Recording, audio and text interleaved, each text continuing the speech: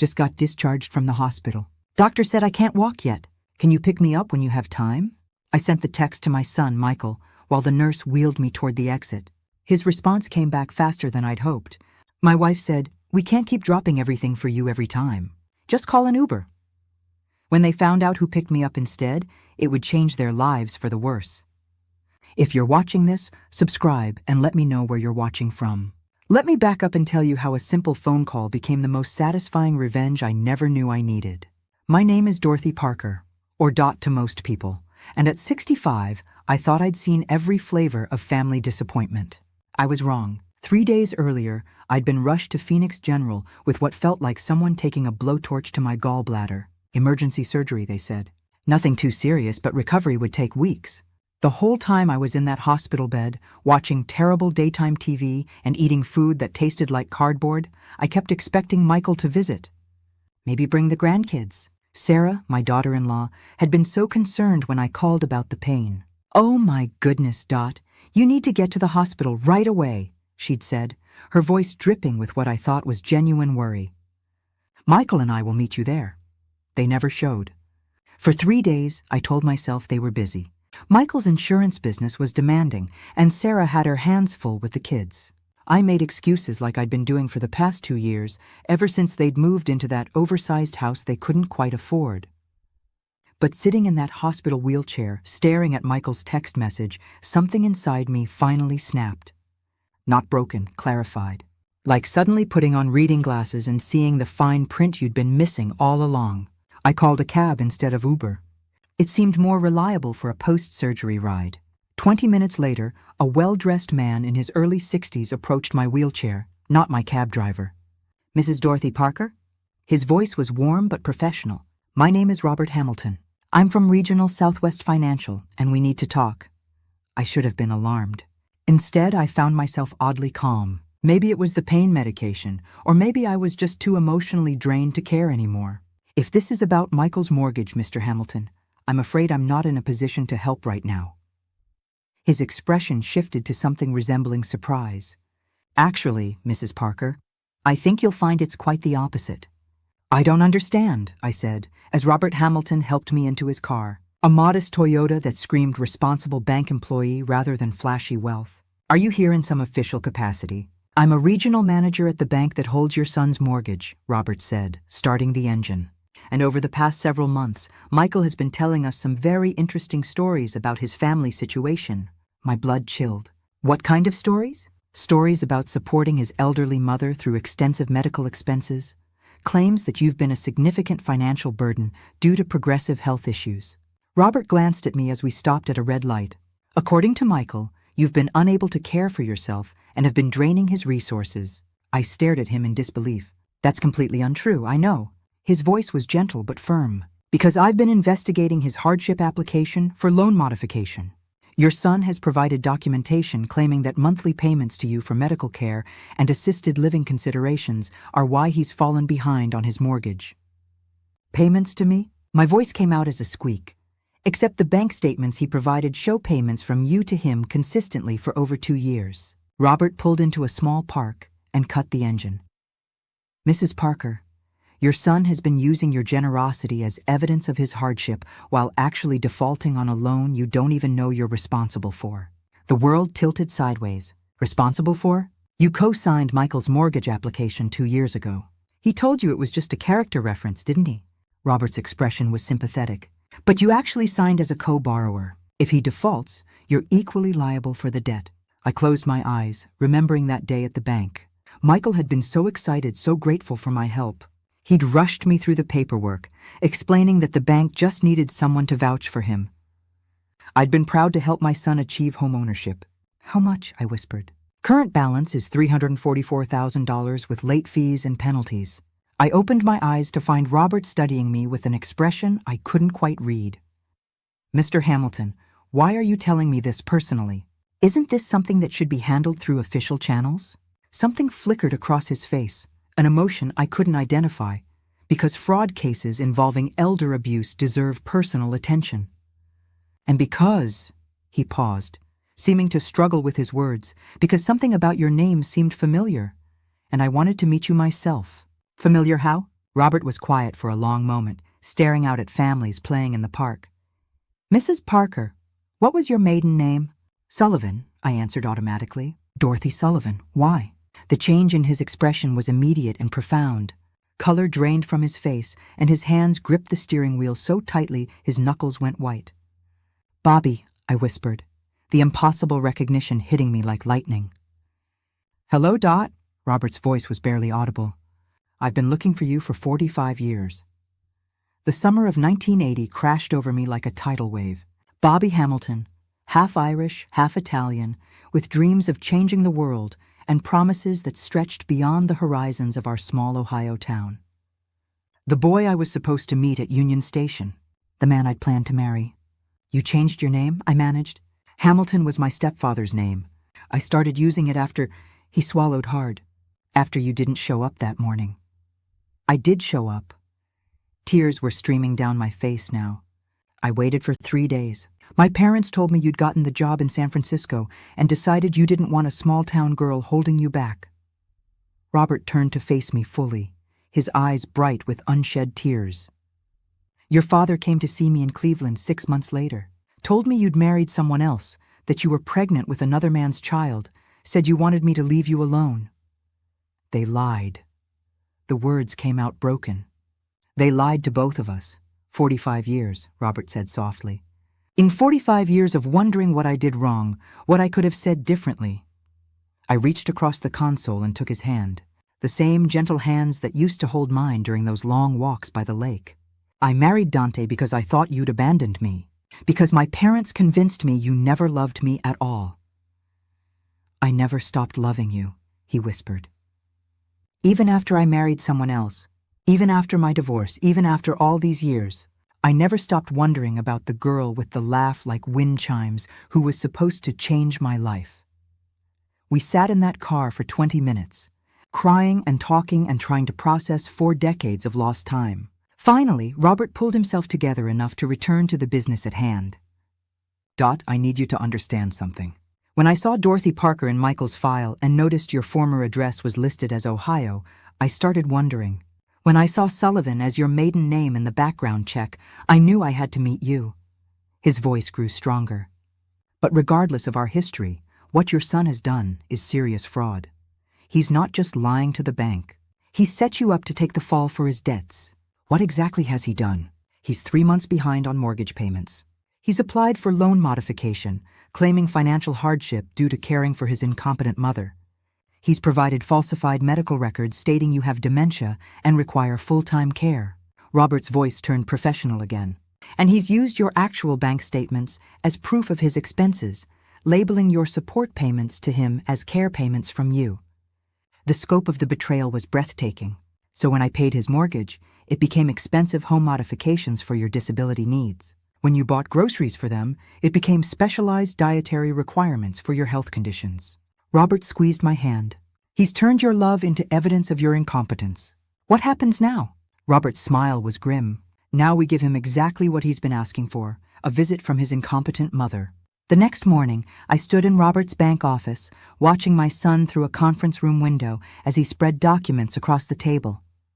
Michael looked confident, almost cocky, as he gestured animatedly to the loan officer, taking notes. 26 minutes of complete fiction so far," Robert murmured beside me. "He's currently explaining how your progressive dementia requires round-the-clock supervision." I almost laughed. Yesterday, after our emotional reunion, Robert and I had spent hours walking through the downtown district, talking about our lost years and catching up on our separate lives. This morning, I'd done my usual yoga routine and cooked breakfast for both of us, some dementia. "Are you ready for this, Dot?" I straightened my shoulders and smoothed my dress. "I've been ready for this conversation for 2 years. I just didn't know it." Robert opened the conference room door. "Michael, I'd like you to meet someone." The look on my son's face was worth every moment of yesterday's shock and tears. His mouth literally fell open and the papers in his hands scattered to the floor. "Mom, what are you? How did you—" "Hello, sweetheart?" I settled into the chair across from him with deliberate calm. "Don't let me interrupt. I was just hearing about my progressive dementia. Please continue." Michael's face cycled through confusion, panic, and desperate calculation. "I can explain." "Oh, good," Robert said, closing the door behind him. Because I'm very interested in explanations, particularly about these medical bills. He placed a folder on the table and opened it to reveal copies of checks. My checks. Would you like to explain to your mother how her mortgage payments became her medical expenses? Michael recovered quickly. I had to give him credit for that. He shifted into the concerned son routine with practiced ease. Mom, you don't understand the situation, he said, reaching across the table toward my hand. I pulled back. I've been trying to protect you from the stress of our financial problems. Yes, I used some of your support as documentation, but only because the bank needed proof of our hardship. Hardship caused by caring for me? I asked sweetly. It's not like that, Michael. Robert's voice cut through my son's stammering. You submitted a loan modification application claiming your mother requires full-time care due to progressive dementia and mobility issues. You provided medical records stating she's been hospitalized 6 times this year for complications related to her condition. The blood drained from Michael's face. Those aren't falsified. Mrs. Parker, Robert continued, would you like to tell your son what you did yesterday afternoon? I smiled at Michael's increasingly desperate expression. Well, after our conversation, I walked 3 miles through downtown Phoenix with Mr. Hamilton here. Then I cooked dinner for both of us and spent the evening discussing literature and banking regulations. I paused for effect. After that, I drove myself back to my apartment complex and took my usual evening walk around the neighborhood. Michael's mouth opened and closed silently. Tell me, son, I continued, exactly which part of that sounds like someone who needs full-time care for dementia. This is all a misunderstanding, Michael said. But his voice lacked conviction now. Mom, you know I would never intentionally. Sarah and I have been so worried about you. Really? I leaned back in my chair because when I texted asking for a ride home from surgery, your immediate response was to tell me to call an Uber. That doesn't sound like someone worried about their mother's well-being. Robert opened another folder. Michael, I have here your original loan application from 2 years ago. Your stated income was $78,000 annually. Your debt-to-income ratio was already at the maximum we typically approve. He looked up. You qualified for this loan only because your mother co-signed. My head snapped toward Michael. You told me I was just a character reference. Mom, not a character reference, Michael. A co-signer. You said the bank just needed someone to vouch for your reliability. My voice was rising despite my efforts to stay calm. Are you telling me I've been legally responsible for this debt all along? Robert nodded gravely. Mrs. Parker, you're equally liable for this mortgage. When Michael defaults, the bank can pursue you for the full amount. The room spun slightly. And what happens if I can't pay? Foreclosure proceedings against both of you. Garnishment of assets, including your retirement accounts and your current home. I stared at my son, this stranger wearing Michael's face, who had put my financial security at risk without my knowledge or consent. You made me responsible for a debt that could destroy my retirement, then lied to the bank about why you can't pay it. It was supposed to be temporary, Michael said weakly. Just until the business picked up. 2 years, Michael. 2 years of lies while I sent you money thinking I was helping family. I stood up needing distance from him. And now you want the bank to believe I'm incompetent so you can modify the terms of a loan you tricked me into co-signing. Robert cleared his throat. There's more, Mrs. Parker. The falsified medical records Michael submitted constitute bank fraud. Given that this involves a federally insured institution, we're looking at federal charges. Michael went white. Federal charges, bank fraud, falsification of documents, elder financial abuse.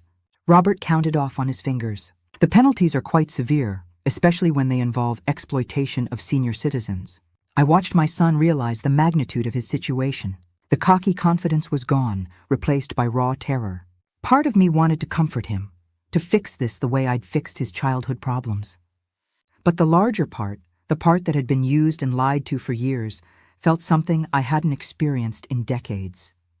Power. Mr. Hamilton, I said slowly. What are my options here? Well, Robert said, that depends on how cooperative everyone wants to be.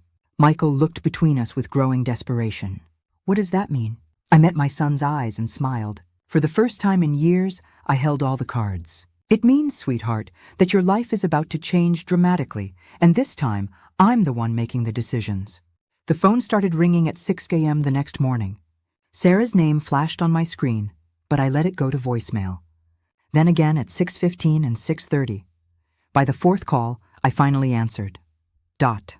Thank God. Sarah's voice was breathless with panic. We need to talk. There's been a terrible misunderstanding. Has there? I sat up in bed, surprisingly well rested for someone whose world had been turned upside down 2 days ago. Michael told me what happened at the bank. That man, Mr. Hamilton, is obviously confused about the documentation. We can fix this. I almost laughed. Even now, Sarah was trying to manage the narrative. Sarah, dear, I was there. I heard every word Michael said. There's no confusion, but you don't understand the pressure we've been under. Her voice cracked with practiced emotion. Michael's business has been struggling. My maternity leave used up our savings, and he was just trying to buy us time by committing fraud and making me an unwitting accomplice. Silence stretched between us before Sarah tried a different approach. Look, we know you're upset, but think about Emma and Jake. Do you really want their father to face criminal charges? They need stability. They need their family intact. There it was. The manipulation I'd been blind to for years. Use the grandchildren as leverage. Appeal to my grandmother's heart. It might have worked a week ago. Sarah, I said calmly, where are the children right now? They're at my mother's house, just until we sort this out. Smart move. Getting them away before the lawyers arrive. I heard her sharp intake of breath. Because that's what's happening today, isn't it? Michael's scrambling to find legal representation. How did you... We're family. We stick together through tough times. Funny thing about family, I said, walking to my kitchen to start coffee. I thought that meant honesty, respect, and not using your mother as collateral for criminal activity. I paused. Tell Michael I'll be at the house at 2 this afternoon. We need to discuss my options. Your options? Mr. Hamilton was very enlightening about what cooperation might look like. Apparently, the bank is willing to consider alternatives to prosecution under certain circumstances. I hung up and immediately called Robert. Good morning, Dot. His voice was warm with affection that made my heart skip. I trust you slept well, better than I have in months. Sarah just called with the predictable damage control script. I settled into my favorite chair. They want to meet this afternoon. Perfect. Are you ready for phase 2? What exactly is phase 2? We teach your son what consequences actually look like. I could hear the satisfaction in Robert's voice. And maybe if we're lucky, we save his marriage and his children's stability in the process. At exactly 2, I rang the doorbell of the house I'd unknowingly helped purchase. Sarah answered, her eyes red-rimmed and clutching a tissue. Dot, I'm so glad you came. She ushered me inside where Michael sat hunched over his laptop, probably researching criminal defense attorneys. We've been up all night trying to figure out how to fix this mess you created, I clarified, settling into the armchair that had once been mine. I know I messed up, Michael said, looking up from his laptop with haggard features. I know you're angry, but we need to work together here. That banker is trying to destroy our family. Robert, Hamilton is trying to collect on a legitimate debt that you've defaulted on, while committing fraud. I opened my purse and pulled out a folder Robert had given me. Speaking of which, I have some questions about my financial liability. Sarah and Michael exchanged glances. What kind of questions? Sarah asked carefully. Well, since I'm listed as co-borrower on your mortgage without my knowledge, that makes me responsible for the debt, but it also gives me certain legal rights.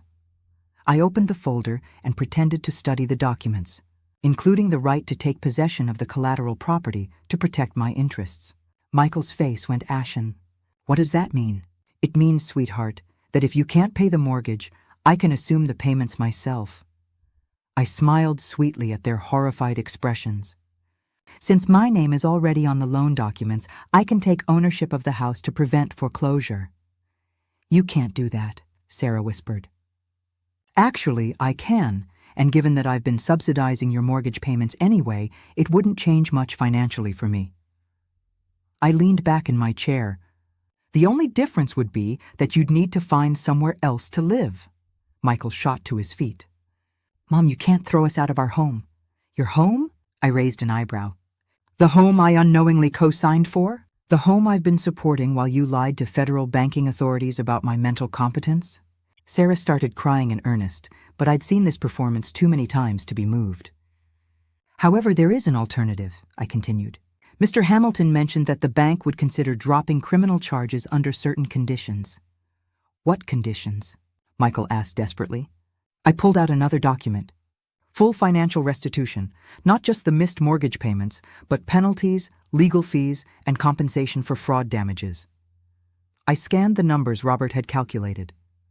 Total comes to $67,000. We don't have that kind of money, Sarah sobbed. No, but I do. I let that hang in the air. I could pay it, save you from federal prison, keep the house, make this all disappear. Hope flickered in their eyes. You would do that for a price? I pulled out the final document, a formal rental agreement, notarized and legally binding. I pay off your debt and assume full ownership of this house. You can continue living here as my tenants. Market rate rent, 1-year lease, with the option to purchase back your equity at fair market value. Sarah leaned forward to read the document. These rent payments, they're higher than our mortgage was. Yes, market rate for a house this size in this neighborhood. I folded my hands. Of course, you're welcome to find somewhere else if you think you can do better. And if we can't make the rent, Michael's voice was barely audible, standard eviction procedures apply, though I'd be more patient than most landlords given our relationship. I paused, assuming our relationship survives this experience. You're blackmailing us, Sarah said quietly. I'm offering you a way out of federal prison and foreclosure. I kept my voice pleasant. The alternative is watching Mr. Hamilton proceed with criminal charges while I exercise my cosigner rights anyway. Same outcome for you, but with the added bonus of Michael having a felony record. The grandfather clock in the corner, another gift from me, ticked away the seconds of their decision time. There's something else, I said, opening my purse again. I had an interesting conversation with Mr. Hamilton about the bank's investigation. Michael went pale. What investigation? When banks discover fraud, they're required to review all related accounts. So the team has been examining your complete financial history with Regional Southwest.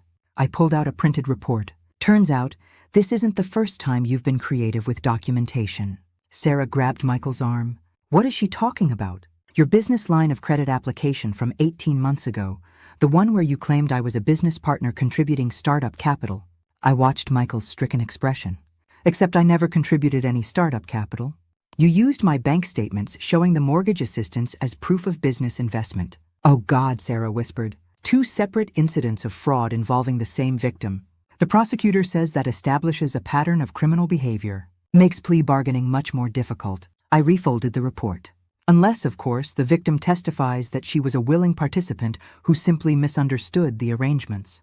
Michael's hands were shaking. What do you want, Mom? I looked around the room at the life they'd built with my money, furnished with my gifts, secured with my unknowing signature. I want what I've always wanted, Michael. I want to be treated with respect. I want honesty. And I want my family to stop seeing me as their personal bank account. And if we sign this agreement, then Mr. Hamilton receives a letter from me stating that all financial arrangements were made with my full knowledge and consent. The investigation closes, the criminal charges disappear, and we start over with a clear understanding of everyone's role. Sarah was reading the rental agreement again, probably calculating exactly how trapped they were. This is insane. You're our family, not our landlord.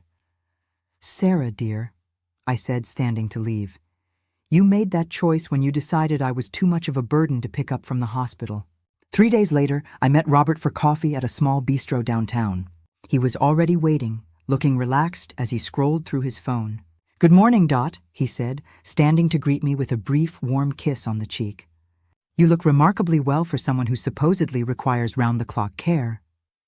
I laughed, sliding into the chair across from him.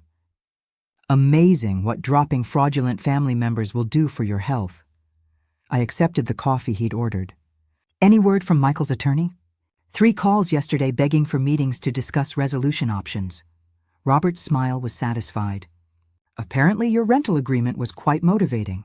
They signed it this morning, notarized and filed with the county clerk's office. You are now officially their landlord. He raised his coffee cup. Congratulations on your new investment property. I should have felt triumphant, but something nagged at me.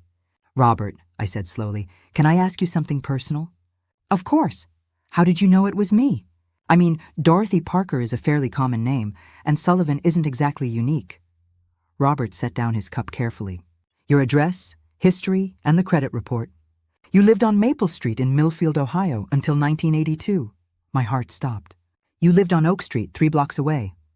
His smile was tender. I drove past your house for months after you married Dante, hoping to catch a glimpse of you. I memorized that address 45 years ago.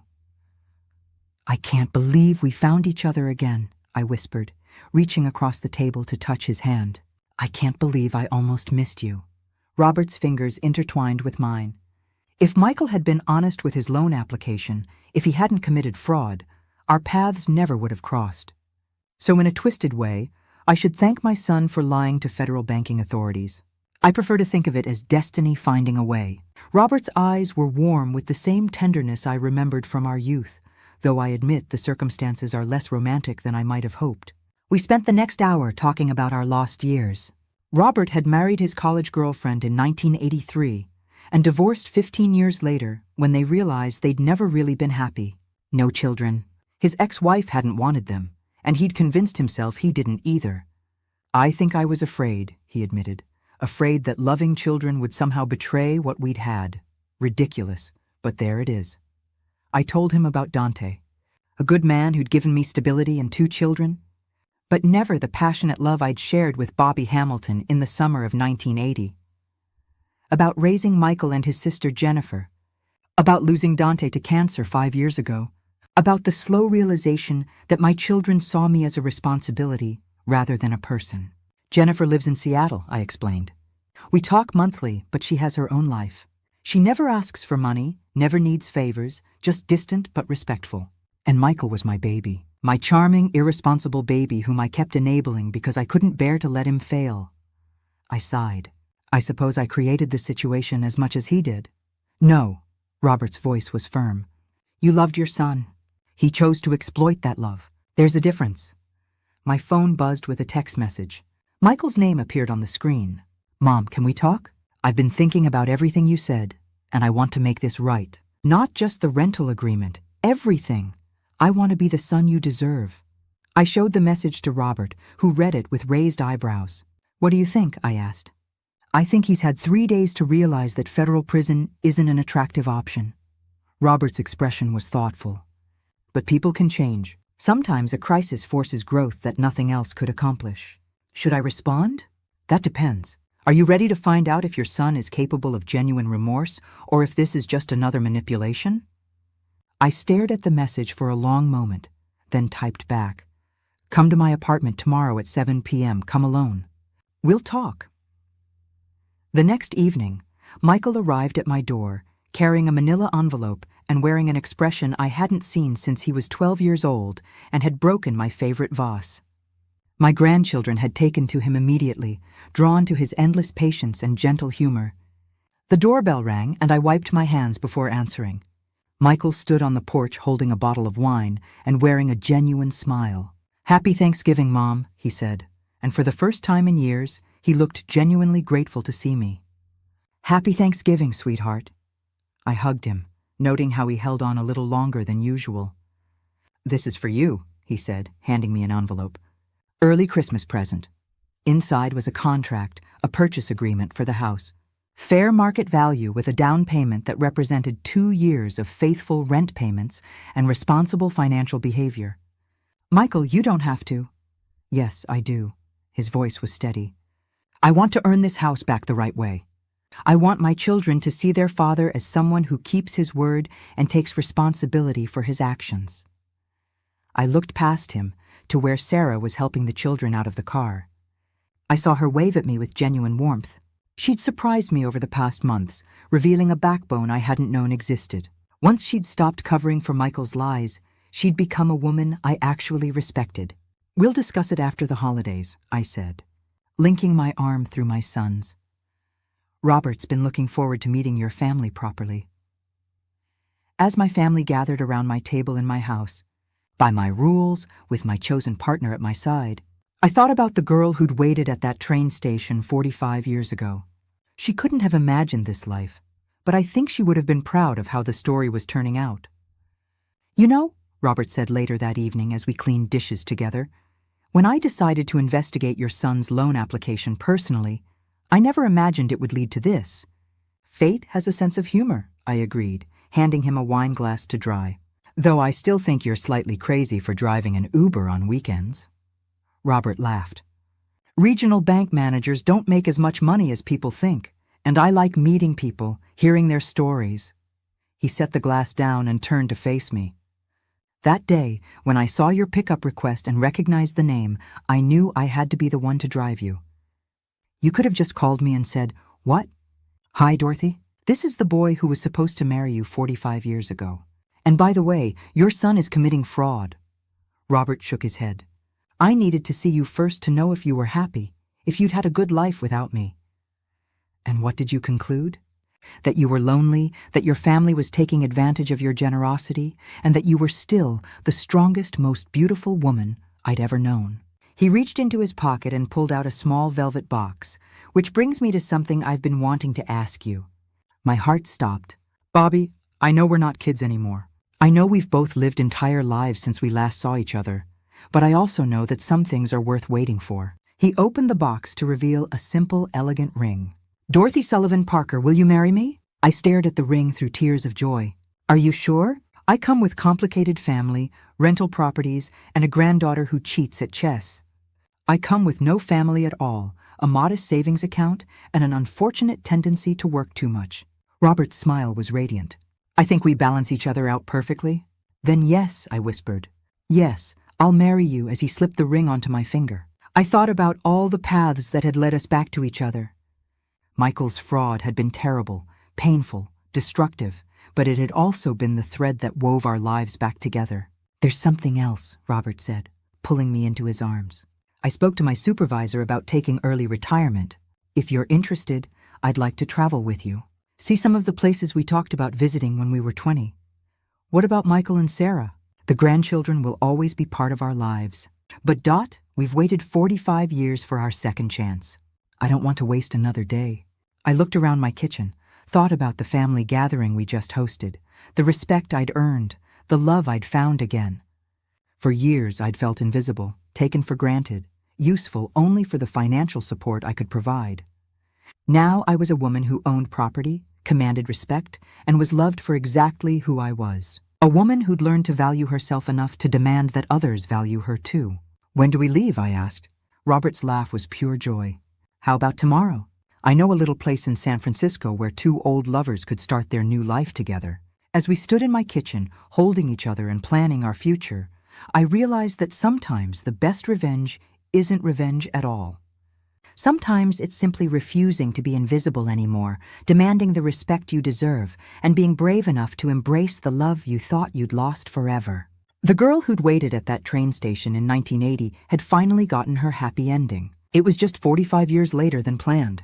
After all, the best stories are the ones where the heroine saves herself and gets the boy in the end. Let us know in the comment, where are you watching from? Please subscribe to the channel Her Side of the Story. Thanks for watching until here.